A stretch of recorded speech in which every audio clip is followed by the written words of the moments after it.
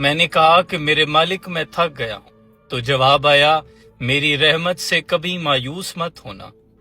تو میں نے کہا آخر اس پھری دنیا میں کوئی میری بات کیوں نہیں سمجھتا؟ تو جواب آیا لیکن ہم تو تمہارے اور تمہارے دلوں کے بیچ میں حائل ہیں۔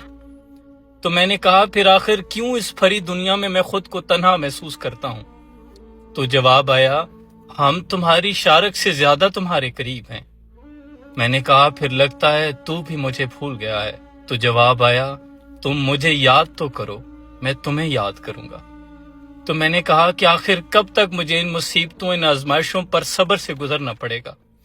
تو جواب آیا میرے بندے تم کیا جانو، شاید وعدے کا وقت قریب آن پہنچا ہو۔